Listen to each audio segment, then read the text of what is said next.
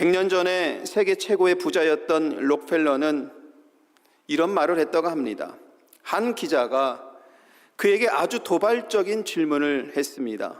그는 정말 남 부러울 것 없는 최고의 부자였죠. 지금 돈으로 환산하면 가늠할 수 없을 정도로 수백조가 넘는 그런 자산을 부유한 어마어마한 부자인데, 그에게 한 기자가 이렇게 질문했습니다. 회장님, 도대체 돈을 얼마나 더 벌어야 만족하시겠습니까?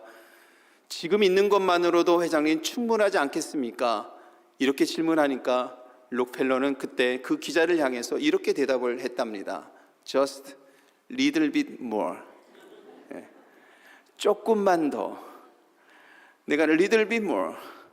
조금만 더 있으면 충분할 것 같습니다. 이렇게 말을 했다고 합니다. 저는 이 말을 생각하면서 많은 생각이 들었습니다. 세계 최고의 부자라고 자부심을 갖는 사람도 조금만 더, 나는 정말 little bit more, 이것만 있으면은 정말 다 채워질 것 같다라고 이렇게 생각을 하는데, 가만히 우리들의 마음을 한번 이렇게 들여다보면 똑같지 않을까라는 생각을 합니다. 우리도 지금 가진 것에 조금만 더 있으면 좋겠다, 하나님께서 조금만 더 채워주시면 좋겠다, 여기까지만 채워주시면 정말 꽉 찬 그 은혜를 누릴 수 있을 것 같은데 라는 생각을 아마 우리도 하지 않을까라는 생각을 해봅니다. 스피노자는 인간에 대해서 이렇게 말을 했습니다. 욕망은 인간의 본질 그 자체다라고 이렇게 정의를 내렸습니다. 인간은 단순히 생각하는 존재가 아니라 끊임없이 무언가에 대해서 목말라 하는 존재라는 겁니다. 갈망하는 인간이 스피노자가 말하는 인간의 모습이라는 겁니다. 그래서 냉정하게 우리 자신을 생각해 보면 록펠러가 말한 것처럼 우리는 항상 조금만 더 채워지고 조금만 더 이것이 있으면 좋지 않을까라고, 정말 이것만 있으면 만족스럽지 않을까라고 우리는 항상 생각하는 것 같습니다. 여러분, 이민 생활하신 지 오래되신 분들이 대부분이시잖아요. 여러분, 이민 생활 오셔서 처음 미국 땅에 들어오셨고, 대부분은 시카고에서 출발하신 분이 많이 있을 텐데, 오하이오 공항에서 처음 내려서, 어떤 분들은 처음 내려서 탄 밴이 우리 교회 밴이어서 아마 지금까지 신앙생활 하신 분들이 있을 수도 있습니다. 어려운 이민 생활 하시면서 말도 안 통하고 또 문화적으로도 다르고 모든 것이 다른 이 이민 생활 하시면서 아마 여러분 첫 번째 집을 구입하셨을 때 생각이 나십니까? 너무 좋으셨죠? 그렇죠?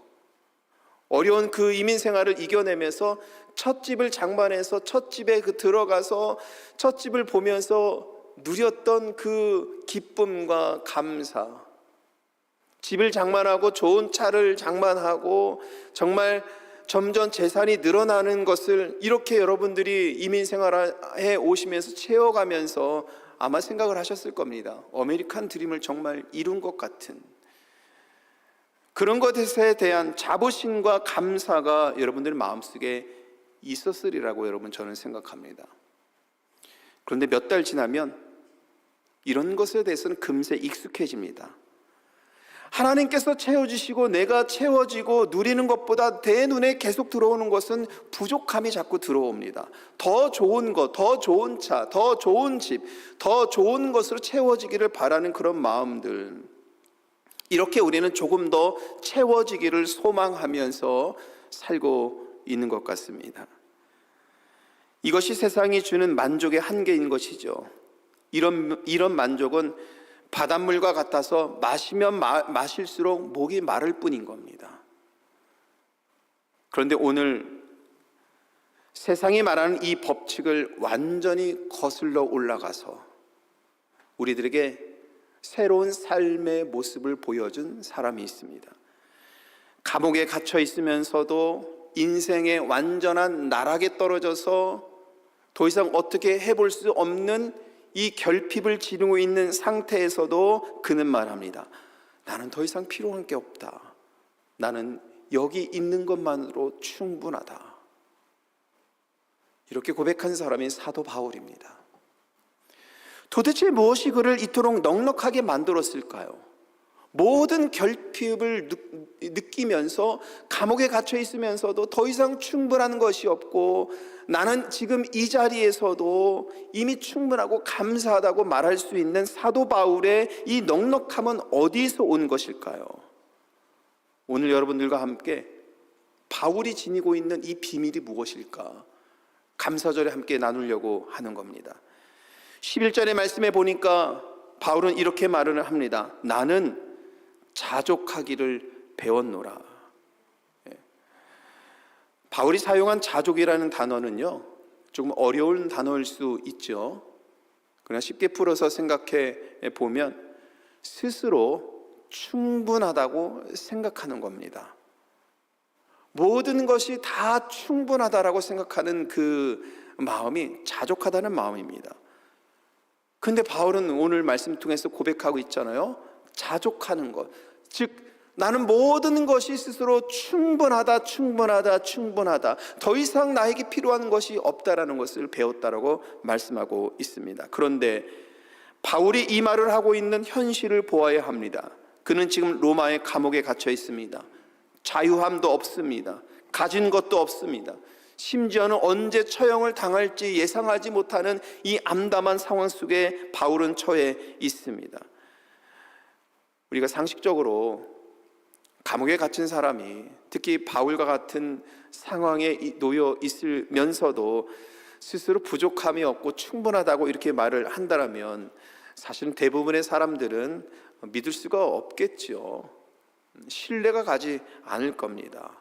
그래서 우리는 일반적으로 상식적으로는 바울이 말하는 이 말에 대해서 신뢰할 수 없는데, 그러나 하나님께서 사도 바울을 통해서 이 말씀을 남겨주셨으니 도대체 무엇이 그를 이렇게 만족하게 했는지, 도대체 어떤 비밀이 있길래 사도 바울은 감옥 속에서도 충분하고 감사한 말을 고백할 수 있었는지, 여러분 우리가 함께 보고 있는 겁니다. 오늘 말씀을 잘 보면 이렇게 되어 있습니다. 나는 자족하기를 어떻게 했다고요? 배웠다고 말씀하고 있습니다. 여러분, 자족하는 것은 타고나는 것이 아니에요. 우리가 좀 전에 말씀을 나눈 것처럼 인간은 욕망하는, 갈망하는 존재입니다. 무엇인가를 더욱더 차지하고 누리고 무엇인가를 계속해서 가지려고 하는 인간의 마음속에서는 이런 것들이 다 있다라는 것이죠. 없는 사람이 없습니다. 그러나 바울이 여기서 자족을 배웠다고 하는 것은 타고나는 것이 아니라 배우는 것입니다. 훈련하는 것입니다. 여러분, 어린아이를 보세요. 어린아이가 장난감 하나를 줬을 때 이 장난감 하나만으로도 신나게 놀고 몇 시간을 놀고 집에서 혼자서 그 장난감 하나로 정말 즐기면서 그렇게 노는 모습을 우리가 보죠. 그러면서 그가 점점 만족해하고 기뻐하면서 놀면서 성장하는 법들을 스스로 터득해 갑니다. 그러나 여러분, 그 어린이도 이제 세상이 가르치는 만족의 기준을 배우기 시작하면은요, 온 집안에 장난감이 가득해도요 또 사달라고 합니다. 그렇죠? 여러분들이 손주 손자들 보면서 아마 제가 무슨 얘기하는지 대본을 아실 거예요. 집안에 장난감 부족한 것이 없잖아요. 요즘에 크는 아이들이 부족한 것이 있습니까? 넘치는데도 또 사야 되고, 넘치는데도 또 선물해줘야 되고, 넘치는데도 또 가져야 되고. 어린아이들도 세상적인 만족이 무엇인가를 알게 되면서 만족하지 못하는 거예요. 그러나 오늘 사도 바울은 자기가 처한 상황이나 주어진 환경에서 만족하는 법을 배웠다고 말씀하고 있습니다. 그가 경험한 것은 12절에 나와 있습니다. 그는 비천에 처할 줄도 알고요, 풍부함에 처하기도 했었고요, 배부름 때도 있었고요, 배고플 때도 있었습니다. 실제로 우리가 바울의 인생을 보면 정말 바울의 인생은 정말 그렇습니다. 오늘 12절에서 말씀하는 그 인생을 사도 바울은 살아왔습니다. 존경받는 바리새인으로서 살아가다가 정말 이단으로 몰리는 것처럼 죄수가 되어서 사도 바울은 그 인생을 살았습니다. 로마 시민권자로서 살아가면 늘 존경을 받고 대우를 받아야 되는 그런 위치에 있는 사람임에도 불구하고 바울은 범죄자 취급을 받고 심판을 받았습니다. 환영받는 설교가였다가 사람들에게 정말 환영을 받으면서 박수를 받고 존경을 받는 그런 설교가였다가 어느 순간에 군중들은 돌아서서 바울에게 돌을 던지는 이런 일까지도 바울은 경험을 했습니다. 배가 정말 불러올 때까지 맛있는 음식을 충분히 누리면서 맛있게 먹을 때도 있었지만 사도 바울은 전도 여행을 다니면서 위협을 받으면서 배고플 때도 참 많이 있었습니다. 그런데 놀라운 것은 이 모든 상황에서 그는 자족했다라는 겁니다. 스스로 만족했다라는 겁니다. 하나님께 감사했다라는 겁니다. 배부를 때만 감사하는 것이 아니라 배고플 때도 감사했고, 환영받을 때만 기뻐하는 것이 아니라 돌에 맞을 때도 하나님께 기뻐하며 하나님께 감사할 수 있는 마음을, 이 자족하는 비결을 사도 바울은 갖고 있었던 것입니다. 12절 후반부에 보니까 이 일체의 비결을 배웠노라라고 되어 있습니다. 여기서 비결이라는 단어가 여러분 중요합니다. 원어로는 비밀 결사단에 입단하는 것 같은 거예요. 아무도 모르는 비밀 결사단에 입단해서 거기에서 이 비밀을 함께 공유하는 사람들처럼 되었다는 겁니다. 이것은 무엇입니까, 여러분? 자족하는, 즉 내 삶에서 누리는 여기에서 감사하면서 충분하다라고 하면서 살아갈 수 있는 이 비밀을 하나님께서 알게 하셨고, 이런 무리들과 함께 지내면서 하나님의 은혜의 비밀이 무엇인지를 사도 바울은 깨닫고 알았다라는 겁니다. 빌립보서 3장 8절 말씀 속에서 또한 이렇게 말씀하죠. 우리 이 말씀 같이 한번 읽겠습니다. 내 주 그리스도 예수를 아는 지식이 가장 고상하기 때문에 모든 것을 해로 여긴다. 여러분, 그러면 이 비밀은 무엇입니까? 바울에게 있어서 그리스도를 아는 것입니다. 그리스도와 함께하는 것이 만족의 자족의 비결입니다. 바울은 이 특별한 비밀을 전수받은 겁니다. 예수님 한 분만으로 충분하다는 이 은혜를 사도 바울은 깨닫고 알고 훈련받고 알아서 이 믿음으로 살아온 것이 사도 바울의 삶이라는 것입니다. 여러분, 캄캄한 밤을 한번 생각해 보세요. 그 어둠 속에 있을 때 촛불 하나는 얼마나 귀합니까? 이 어둠 속에 촛불 하나는 어둠을 밝히면서 그 빛이 막 굉장히 밝게 이렇게 비춰지고, 혹시 바람이라도 불면은 어둠을 이렇게 밝히기 때문에 우리는 꺼지지 않게 손으로 막기도 해야 되고, 이 어둠이 있을 때는 이 촛불 하나가 그렇게 귀합니다. 얼마나 귀합니까, 여러분? 그런데 여러분, 밤이 지나고 아침이 와서 태양이 뜨면 어떻습니까? 촛불 하나는요, 여러분, 별 이렇게 크게 여겨지지 않습니다. 그 대신 무엇이 크게 여겨집니까? 태양빛이 크게 여겨지는 겁니다. 태양빛이 어둠을 물러가게 하고 촛불 하나가 밤에는 그렇게 중요하게 너무나도 크게 여겨졌는데, 태양이 뜨니까 촛불 하나의 빛은 태양빛에 완전히 가려져서 아무것도 아닌 것처럼 느껴지게 되는 겁니다. 영적인 원리가 여러분 여기에 있는 겁니다. 예수 그리스도부터 오는 은혜와 평강이 태양처럼 우리의 심령을, 우리의 영혼을 비추면 우리가 그토록 중요하게 여겼던 세상의 촛불은 그 압도적인 태양의 빛 앞에서 저절로 작아지게 되는 겁니다. 그리스도로부터 오는 은혜가 무엇인지를, 저 예루살렘의 위에서 십자가의 고통을 받으면서 피 흘려 죽으시고 그 죽으심으로 인하여서 우리에게 주신 은혜와 평강이 무엇인지를 우리 영혼 속에 이것을 담고 알게 된다라면, 너무나도 큰 은혜의 빛이 우리의 삶에 다가온다라면, 우리가 그토록 중요시하게 여겼던, 내가 꽉 잡고 살아가려고 했었던 세상의 빛, 그 작은 빛 하나는 너무나도 작게 여겨지는 겁니다. 사도 바울의 고백이 바로 이것입니다. 그가 세상의 것들을 배설물로 여기는 것은 여러분, 그것이 나빠서가 아닙니다. 우리가 이 말씀 많이 읽으면서 사도 바울이 세상 그동안 누렸던 것 배설물로 여긴다, 오직 예수 그리스도를 가장 귀한 것을 여긴다고 말할 때 이 배설물이라는 것도 사실은 나쁜 것이 아니지요. 그러나 그가 그렇게 고백하는 것은 예수 그리스도의 빛이 너무나도 찬란하기 때문입니다. 진짜의 빛을 만나니 그 강렬한 태영빛이 그 영혼에 비추니 세상의 것은 점점 작아지는 것. 이것이 사도 바울이 자족하는 삶을 살아가는 비결이었던 겁니다. 사랑하는 성도 여러분, 우리 그리스도의 빛이 우리 인생의 참된 보화입니다. 이 태양 같은 주님을 마음의 중심에 모으신 사람들은 세상의 이런 빛, 세상의 것에 연연하지 않게 됩니다.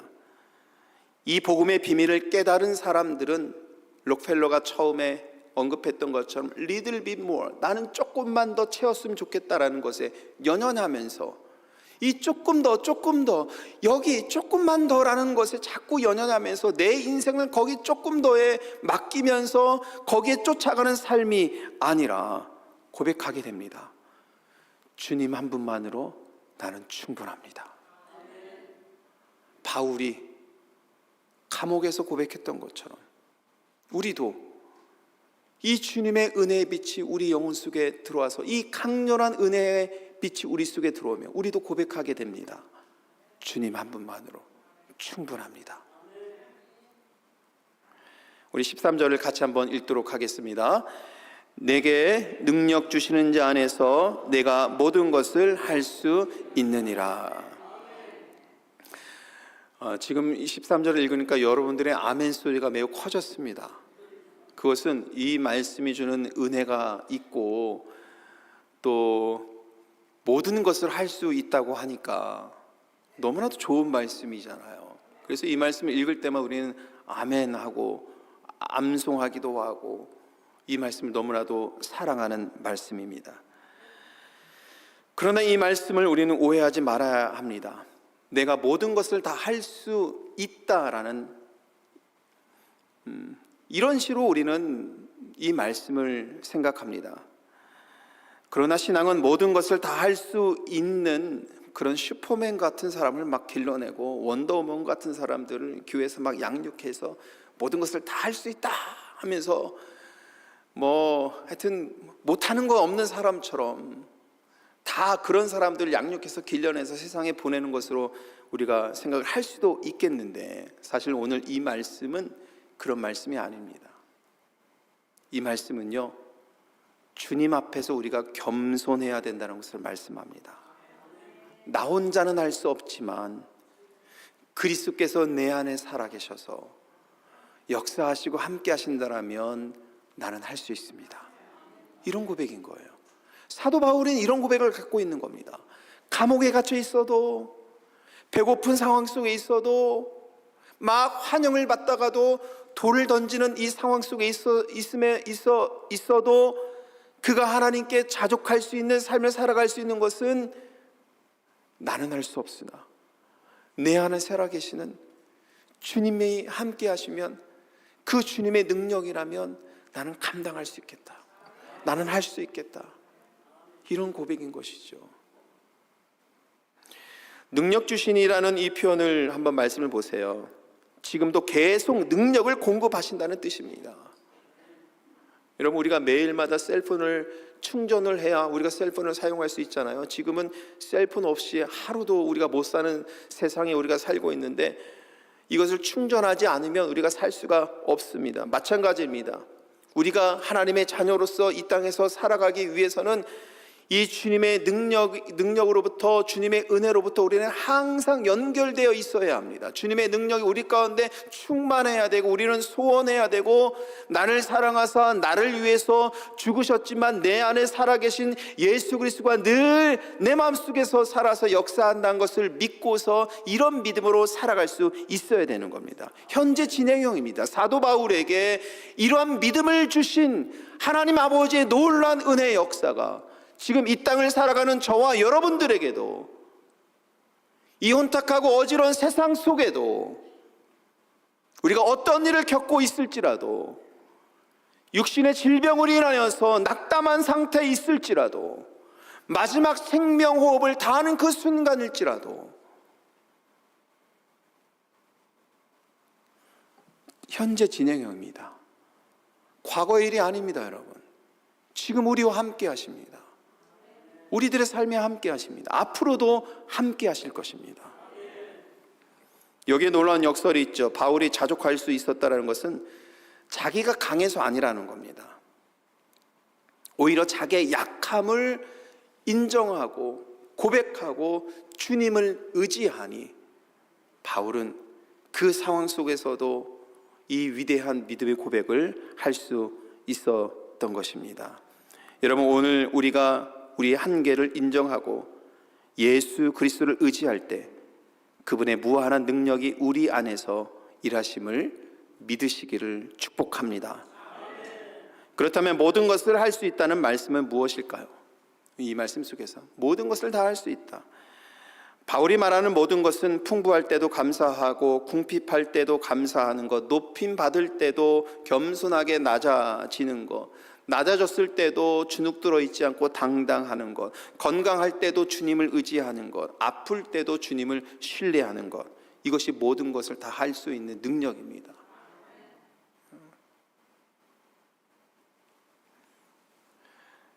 세상의 사람들은 좋을 때만 기뻐합니다. 그러나 그리스도인들은 그렇지 않습니다. 어려울 때도 주님을 신뢰하면서 기뻐할 수 있는 겁니다. 가졌을 때만 주님께 감사하는 것이 아닙니다. 내가 어려울 때도 주님을 신뢰하고 감사할 수 있는 겁니다. 신뢰하는 겁니다. 내가 나의 연약함을 고백하고 나의 부족함을 주님 앞에 고백하고 다 내어놔서 내 안에 살아계시는 주님께서 역사하시고 함께 하실 것을 믿고 나아간다면 주님께서 우리를 살리시고 세우시고 함께 하시는 은혜로 우리는 살아갈 수 있는 것입니다. 지난 2주간 우리는 감사에 대한 내용으로 오늘까지 3주간 감사절 내용들을 함께 은혜를 나누고 있습니다. 우리 첫 번째 시간부터 생각해 보면 이런 내용을 함께 나누었죠. 여건과 상황에 관계없이 하나님께 감사해야 된다. 기억하시죠, 여러분? 그런 말씀 함께 나누었습니다. 이런 믿음의 태도를 다시 한번 확인하자면 정말 감사할 만한 일이 있을 때 감사해야 되나? 그렇지 않다는 것이죠. 할리우드의 최고의 스타 짐 캐리는 더 톡스라는 매거진과의 인터뷰를 갖고 거기서 그는 이렇게 말을 했습니다. 나는 세상 모든 사람이 부자가 되고 유명해져서 자신이 꿈꾸던 모든 걸 다 가져봤으면 좋겠다. 그래야 그것이 정답이 아니라는 사실을 알게 될 테니까. 이렇게 말을 했다고 합니다. 여러분 혹시 이런 말을 함께 나누는데 나는 그 높은 자리에 못 올라가 봐서 한번 올라가 보고 한번 해봐야겠다, 이렇게 말씀하신다면 제가 딱히 크게 드릴 말씀은 없습니다만, 한번 올라가 본 사람들은 대부분 이렇게 말을 해요. 언젠가도 말씀드렸습니다만 경제적으로 정말 록펠러처럼 가늠이 안 되는 재산을 갖고 있는 사람은 우리의 수준을 완전히 뛰어넘는 거잖아요. 여기서 우리가 아무리 재산이 많고 한다 한들 재벌들, 대기업들이 갖고 있는 재산에 비해서 얼마나 되겠습니까? 그분들은요, 그러니까 세상의 기준으로 보면 높은 곳에, 세상의 기준으로 경제적으로 가장 높은 곳에 올라가 봤잖아요. 거기 올라가 보신 분들의 휴가가 어떤지 아세요? 휴가는요, 제가 찾아보니까 아무도 없는 오두막집, 전기도 없는 오두막집 같은 데 찾아가서 휴가를 보냅니다. 여러분, 그러니까 올라가 보니까 뭔가 채워지지 않는 게 있다라는 거예요. 그분들요, 한번 유심히 앞으로 한번 잘 보세요. 정말 남부러울 것 없이 올라갔던 분들의 옷차림은요, 미국에서는 대부분 다 청바지입니다. 저희들처럼 양복 딱 입고서 뭔가 이렇게 해가지고 이렇게 하는 옷차림이 아니에요. 대부분 보면은 청바지 차림에 티셔츠 하나에 딱 입고, 아무도 없는 그냥 자연이 있는 바닷가 같은 데 가서 휴가를 보내고, 전기도 없는 오두막집에 가서 홀로 시간을 보내고 휴가를 보내고, 그런 모습들을 종종 우리가 보게 됩니다. 그러니까 정상에 올라가 보니 그곳에 우리가 기대했던 영원한 만족은 없다라는 겁니다. 환경이 바뀌면 행복할 것 같았는데, 이 little bit more, 조금만 더 채워지면 만족할 줄 알았는데, 생각해 보니 그 만족과 거기서 채워지는 행복은 너무나도 짧다라는 겁니다. 이번 추수감사절 우리의 감사 목록을 여러분 함께 정리해 봅시다. 보통 우리의 감사 목록은 생각합니다. 하나님 건강 주셔서 감사합니다. 일할 수 있는 직장 주셔서 감사합니다. 가족 주셔서 감사합니다. 물질의 축복 주셔서 감사합니다. 우리의 감사의 제목들은 대부분 이런 제목들입니다. 그러나 사도 바울의 감사 목록을 한번 보십시오. 사도 바울은 이렇게 감사합니다. 그리스도를 알게 해주셔서 감사합니다. 그리스도와 함께 고난받게 해주셔서 하나님 감사합니다. 그리스도의 능력을 알게 해주셔서 하나님 감사합니다. 주님 안에서 자족하면서 살게 하시니, 이 능력을 알게 하시니 하나님 감사합니다. 바울은 이런 고백을 드리고 있습니다. 여러분, 감사절 아침에 이런 감사로 하나님께 영광 올려드리길 원합니다. 여러분, 오늘 한 해 어떠셨습니까? 지금 혼란과 어려움 속에 있는 분 계십니까? 여러분, 그 어려움 속에서도 함께 하신 예수님을 만나시길 바랍니다. 그리고 그 고통 속에서 나의 약함을 아시고 나에게 능력을 더하셔서 나를 도우시는 주님을 만나시길 바랍니다. 여러분, 혹시 올 한 해 형통하셨습니까? 형통한 사람들은 그 축복의 근원이시는 예수님을 잊지 마십시오. 그 풍요 속에서도 그리스도만이 참 만족임을 사도 바울처럼 고백할 수 있는 우리가 되기를 원합니다. 여러분, 이 땅의 것은 우리의 궁극적인 만족이 될 수가 없습니다. 우리의 참된 것은, 참된 빛은 오직 예수 그리스도입니다. 우리의 영원한 집은 천국입니다. 그러나 지금 이 순간도 우리는 그리스도가 우리와 함께 계시기 때문에 자족할 수 있는 겁니다. 이번 추수감사절 우리는 기억해야 됩니다. 더 많이 가지는 것이 답이 아닙니다. 그리스도와 더 깊은 관계를 맺는 것이 우리 인생의 답입니다. 만족은 환경이 아니라 은혜에서 오는 것입니다. 상황이 좋아지기를 기다리지 마시고 지금 이 자리에서, 내 상황 속에서 하나님께 감사할 수 있는, 자족할 수 있는 그 마음을 길러내시길 바랍니다. 만족은 내 힘이 아니라 주님의 능력입니다. 내게 능력 주시는 자 안에서, 이것이 여러분 오늘 말씀의 핵심입니다. 혼자 애쓰고 힘들어하고 눈물 흘려 하지 마시고 주님을 의지하시길 바랍니다. 이런 믿음으로 우리가 감사절을 보내고, 이런 믿음으로 나아갈 때 오늘 우리 모두가 다 함께 고백해야 됩니다. 주님 한 분만으로 충분합니다. 오늘 이 믿음의 고백을 저와 여러분이 다 할 수 있기를 바라겠고, 이제 교회력으로는 다음 주가 마지막이 되어서 한 해를 마감하고 세상력으로는 딱 한 달밖에 남지 않았습니다. 한 해를 보내고 한 해를 맞이해야 되는 이 감사절 절기에 주님 한 분만으로 만족합니다. 이 고백을 여러분들의 마음속에 꼭 담고 가셔서 정말 한 해를 잘 마무리하고 한 해를 믿음으로 맞이해서 여러분들의 삶에 주님께로부터 오는 은혜와 평강이 충만하기를 간절히 축원합니다. 기도하시겠습니다.